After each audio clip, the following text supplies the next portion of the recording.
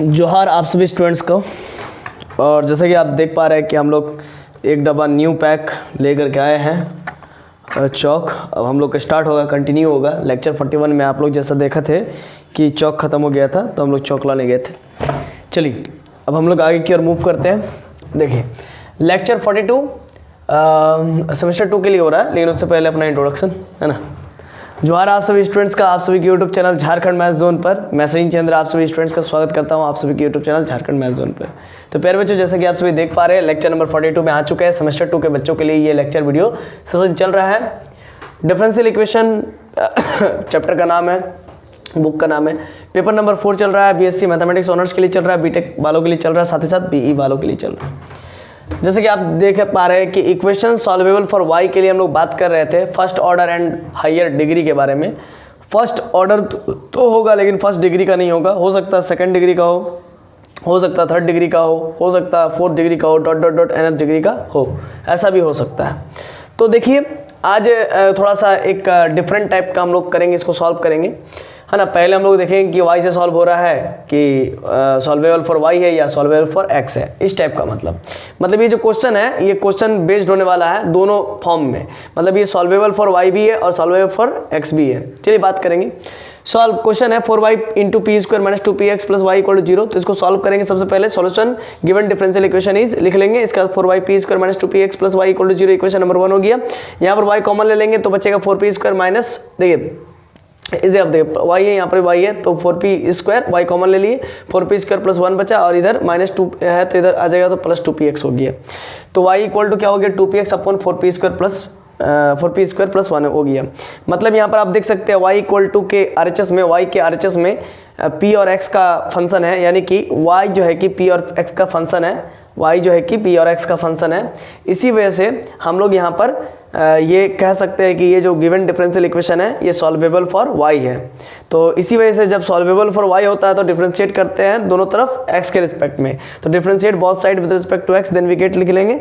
तो therefore dy by dx और यहाँ पर u बाई v रूल रहेगा तो 4p स्क्वायर प्लस 1 का स्क्वायर, नहीं ऊपर में जाके 4p स्क्वायर प्लस 1 को छोड़ देंगे और D by dx of 2px minus फिर 2px को छोड़ देंगे और 4p स्क्वायर प्लस 1 का फिर डिफरेंशिएट करेंगे तो 4p स्क्वायर का 2 बाहर आ जाएगा तो 4 इंटू 2 8 हो जाएगा, 8p फिर dp बाई dx हो जाएगा, प्लस 1 का 0 हो जाएगा। ठीक है।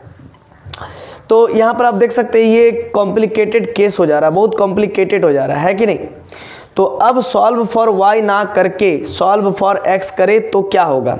तो यहाँ पर देख सकते हैं कि सॉल्व फॉर जब हमने y किया तो ये कॉम्प्लिकेटेड हो रहा है। अब सॉल्व फॉर x करते तो क्या होता, चलिए देखते हैं।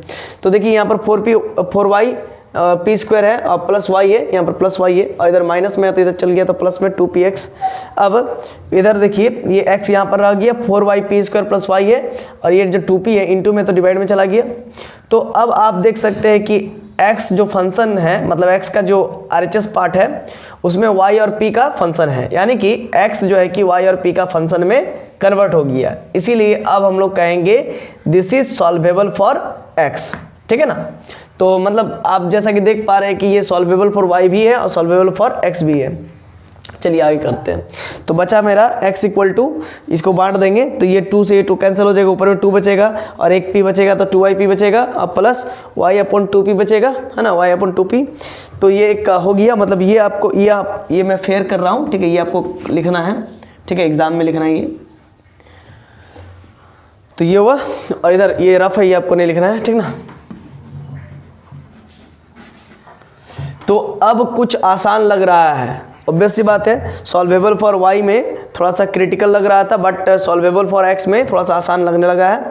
तो ये थोड़ा सा रफली चेक कर लेंगे कि क्या करने से आसान होगा। आप एग्जाम में भी कोई रफ पेज बहुत सारा मिलता है, पीछे में बहुत मिलता है, बहुत रफ पेज होता है, तो पीछे में चेक कर लीजिएगा कि क्या करने से आपको आसान हो रहा है।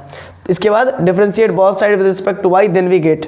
अब चूंकि x सॉल्वेबल फॉर x हो गया तो अब हम लोग y के रिस्पेक्ट में डिफरेंशिएट करेंगे तो बचेगा, तो होगा मेरा क्या, देयरफॉर dx बाई dy होगा इक्वल टू 2 बाहर कर दिया, p को छोड़ा, y को डिफरेंशिएट किया y के ही रिस्पेक्ट में तो 1 हो गया और फिर y को छोड़ा प्लस y और फिर p को करेंगे y के रिस्पेक्ट में करेंगे तो dp बाई dy और प्लस प्लस हुआ और ये u बाई वी में छूटेगा तो नीचे में v है तो 2p का स्क्वायर प्लस देखिए यहाँ पर प्लेस नहीं था तो यहाँ पर कर दिया मैंने प्लस 2p का स्क्वायर, ऊपर में जाकर 2p छोड़ देंगे, ऊपर में y है तो dy बाई dy 1 होगा और माइनस y को छोड़ेंगे, फिर इधर नीचे में 2p है तो 2 को छोड़ेंगे तो p को y के रिस्पेक्ट में तो dp बाई dy हो जाएगा।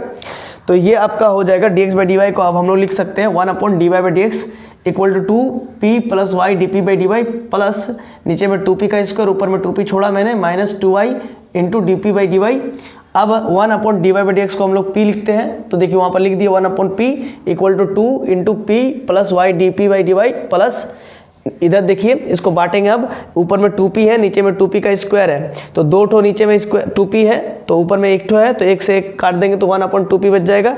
माइनस का तो नीचे में 2 का स्क्वायर 4 हो जाएगा तो 1 2 से 1 2 कट जाएगा तो 1 अपॉन 2 हो जाएगा और इंटू पी स्क्वायर नीचे में अपॉन में p स्क्वायर और ऊपर में y बच जाएगा और इंटू dp बाई dy बच जाएगा। ठीक है, अब जस्ट इसको बांट दिया आपस में। अब यहाँ पर 1 अपॉन p हो गया, ये प्लस में है, ये 1 अपॉन 2p है तो देखिए बात को समझिएगा, यहाँ तक तो क्लियर है। ये आपका RHS पार्ट है, ये आपका LHS पार्ट है। 1 अपॉन p हो गया, ये प्लस 2p है तो माइनस 2p हो जाएगा, LHS में आएगा तो ये प्लस 1 अपॉन 2p है RHS में तो इधर आएगा LHS में तो माइनस 1 अपॉन 2p हो जाएगा। और आपका RHS में क्या है देखिए जरा ध्यान से, यहाँ पर 2y dp बाई dy है तो 2y कॉमन ले लिया। यहाँ पर समझने वाला बात है, थोड़ा सा RHS वाला बात कर रहे हैं मैं, है ना, मैं RHS वाला बात कर रहा हूँ। देखिए समझिएगा 2y dp बाई dy है ना, तो मैं y कॉमन ले लिया हूँ, अंदर में 2 रख दिया हूँ और इंटू dp बाई dy यहाँ पर कर दिया तो 2y dp बाई dy हो जाएगा। ठीक है ना, अब एक और पोर्शन है y अपॉन y माइनस, इसको अंदर मल्टीप्लाई करेंगे तो minus y upon 2p square और इंटू dp बाई dy हो जाएगा, वो मैंने बाहर कर दिया है। और अब p और इसके नीचे कुछ नहीं तो 1 होगा तो p और 2p का एलसीएम 2p हो जाएगा तो p से p कट, देखिए यहाँ पर p से p कट जाएगा तो ऊपर में 2 चला जाएगा माइनस, फिर नीचे में कुछ नहीं तो 2p है तो 2p ऊपर चल जाएगा तो 4p स्क्वायर माइनस 2p से 2p एक बार में 1 हो जाएगा, कट जाएगा तो 1 ऊपर में जाएगा, 1 इंटू 1 1 इक्वल टू y, इसको एलसीएम लेंगे तो 2 to 4p square minus 1 upon 2p square into dp by dy। अब 2 में से 1 गया तो 1 minus 4p square upon 2p equal to minus यहाँ पर कॉमन ले लेंगे minus y 1 minus 4p square upon 2p square into dp by dy। इसको मैंने साइड हटा देने का है सबसे पहले। अब देखिए ये y इंटू में है तो ये डिवाइड में चला जाएगा तो dy बाई y होगा। कैसे होगा समझे, देखिए ये डिवाइड में है ना तो इंटू में आ जाएगा तो dy और ये इंटू में है तो ये डिवाइड में चला जाएगा तो dy by dy by y ये इंटीग्रेशन करेंगे और ये माइनस 1 माइनस 4p स्क्वायर है, 1 माइनस 4p स्क्वायर ये भी कैंसिल हो गया, 1 माइनस 4p स्क्वायर ये भी कैंसिल हो गया और एक 2 से एक 2 कैंसिल हो जाएगा, एक p से एक p कैंसिल हो जाएगा, बचेगा ओनली p। ठीक है ना, तो इधर 1 अपॉन p रहेगा और dp भी रहेगा और ये जो y है इंटू में है तो डिवाइड में चला जाएगा, ये डिवाइड में है तो इंटू में चला जाएगा, माइनस 1 अपॉन p हो जाएगा इंटू dp हो जाएगा। फिर 1 अपॉन y का integration with respect to y log y हो जाएगा, इसका माइनस log p हो जाएगा अब प्लस log c हो जाएगा, है ना, एक इंटीग्रल कांस्टेंट। तो ये माइनस में है तो इधर आएगा तो प्लस में, तो प्लस में आ जाएगा तो ये क्या हो जाएगा log के प्रॉपर्टी से log yp हो जाएगा, शॉर्टकट में डायरेक्ट कर दिया इक्वल टू log c और log से log कट जाएगा तो yp इक्वल टू c हो जाएगा तो p equal to c upon y हो जाएगा। इसको इक्वेशन 2 मान लेते हैं। अब इसी p का वैल्यू को हम लोग एलिमिनेट करेंगे इक्वेशन नंबर 1 में तो फिर हम लोग को जनरल सॉल्यूशन मिल जाएगा। ठीक है ना, तो चलिए पहले आप इसको उतारिए, है ना।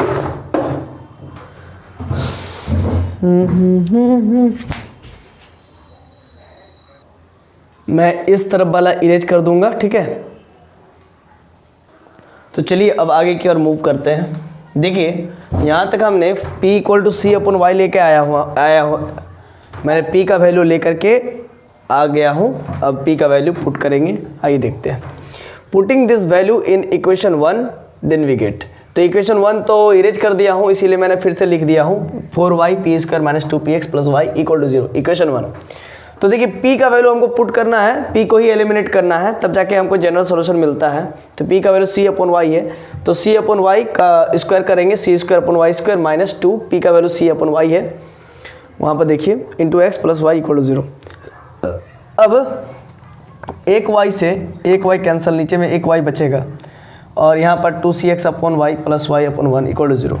y और नीचे में कुछ नहीं तो 1, तो इसका एलसीएम y ही होगा, तो इसलिए 4c² माइनस 2cx प्लस एक y से y कटेगा तो ऊपर में y जाएगा, 1 से y बार में कटेगा तो ऊपर में y जाएगा, तो y² इक्वल टू 0। तो यही जनरल सॉल्यूशन है, विच इज नीचे में लिख दीजिएगा, है ना, नीचे में लिख दीजिएगा which is required solution for given differential equation 1, ठीक है ना। तो ये नीचे में आप लिख लीजिएगा और लिख लीजिएगा where c is an arbitrary constant, फिर लिख लीजिएगा क्या, where c is an arbitrary constant, ठीक है। तो आशा है कि आपको ये वीडियो लेक्चर समझ में आ गया होगा। इसमें थोड़ा कंपैरिजन था ये कि पहले देख लिए कि सॉल्वेबल फॉर y ज़्यादा इजी है या सॉल्वेबल फॉर x ज़्यादा इजी है। जो मुझे इजी लगा, सॉल्वेबल फॉर x ज़्यादा इजी लगा, तो सॉल्वेबल फॉर x से ही मैंने इसको सॉल्व कर दिया और सॉल्यूशन लेकर के आ गया। तो आशा करता हूँ कि आपको ये वीडियो लेक्चर समझ में आ गया होगा, लेक्चर नंबर 42। अब आपसे मुलाकात होगी लेक्चर नंबर 43 में, तब तक के लिए जोहार, खुश रहिए, आबाद रहिए, पढ़ते रहिए, धन्यवाद।